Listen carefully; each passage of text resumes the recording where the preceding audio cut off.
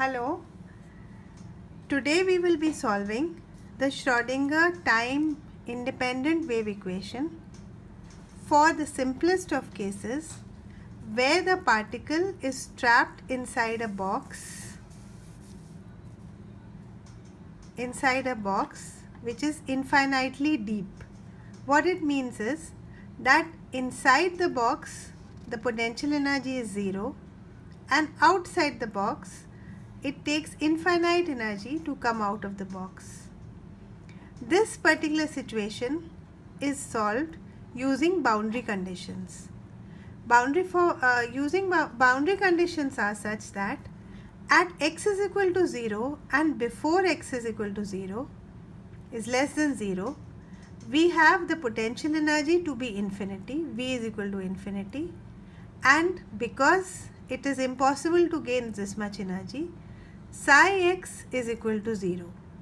There is no wave function outside the box. That means the particle cannot come outside the box. X is greater than L. Here this is L. The dimensions of the box is 0 to L. X is greater than L and x is equal to L. V is equal to infinity. The wave function does not exist outside the box. Psi x is equal to 0.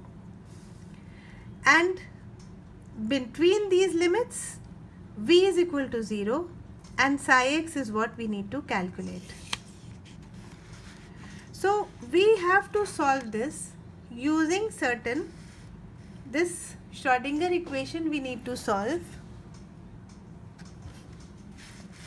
And first of all, inside the box, I will write this, put V is equal to 0 in the equation and we get this equation number 1. And here, for simplicity, we can just write this 2me upon h cross square is equal to k square, and this equation number 1 can be written as this. Let me call this as equation number 1 dash. Here k can be represented as 2me upon h cross square. K square is equal to this. Solution to the above equation. In such equations, when we have these equations, we have to assume a certain solution. So by hit and trial methods, we already know that in such equations can be solved when we put psi x is equal to this particular value. Here k, a and b are unknown. So we need to calculate these k, a and b, where a and b are constants. Applying boundary conditions, the first boundary condition we know is that x is equal to 0, psi x is equal to 0. The wave function does not exist at the wall. It needs infinite potential to get stuck to a wall. So we just write psi x is equal to 0 is equal to 0. Here we put x is equal to 0. So if I just put it here, we get b is equal to 0. So b is a constant and it is 0. So we only have this particular equation number 5 now. In order to solve this, first what we do is that we just put the second boundary condition. That is at x is equal to L, again this is 0.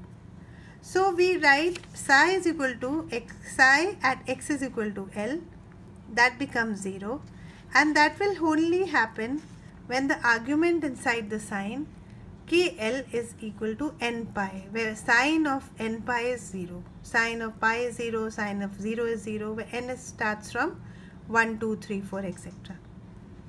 So here this becomes like a solution. Kl is equal to n pi will be a solution of this equation. So we write kl is equal to n pi, and here we already know that k square is equal to 2me by h cross square from equation number 2 here. So here I can just write k square is equal to 2me upon h cross square, and it is also equal to this particular thing. So from this particular equation here, the value of k square, we get the value of E. E is the energy of the particle. So here energy of a particle can be represented as this, and you can see that already even in the simplest of cases, not all energies are possible for the particle. It may be electron, it may be any other particle. And in only those energies are possible where n takes the value of 1, 2, 3 and so on. Integral values of n. So now, we have En, we have K, we have the value of B. But what about A? It is a constant. Till now our wave function is equation number 5. We know the value of K, but we don't know A. So let's calculate that. So for that we use a very important condition of a wave function, that is a normalization condition. Normalization condition means that integration on the whole space psi square dx, which is nothing but the probability, is 1 if the particle is existing in the space. So if I just put the wave function here and I put minus infinity to plus infinity, and we already know that from minus infinity to 0, it is already 0 the wave function. So the limits will change from 0 to L, because from L to infinity the wave function is 0. From minus infinity to L the wave function is 0. So I'll just put it here. So doing a few tricks of trigonometry, and I will simply get A is equal to under root 2 by L. So wave function is given by under root 2 by L sine n pi x by L. This is a wave function. Energies we have already calculated. So this is the solution to the particle in a box problem after solving the Schrödinger time independent wave equation. One last thing is that if I plot psi versus psi x in this box, what happens is, for n is equal to 1, this wave function n is equal to 1, n is equal to 2, it will look a bit like this. Sine pi x by L, x is equal to 0, it is 0 here. X is equal to L, it will become n. Pi n is 1, so again it will be pi, it is 0. X is equal to L by 2, in the center the psi function is at the maximum. But when n is equal to 2, it takes this kind of a form. You can try it yourself. And if I just square it, that is related to the probability of finding the particle. So if I take a square, psi x square, and if I take a plot of that, the first n is equal to 1 will look like this, n is equal to 2 will be like this kind of a thing, in which here we can say that at this point, and this point, the particle cannot exist.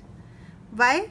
Because here the probability of finding the particle is 0. Already at the walls it is 0, that we already know, but according to this calculation, at the center where energy is E2, the probability will be 0. So even in the simplest of cases, we get a lot of new concepts, that not all energy values are possible for a particle in this simple problem. Thank you.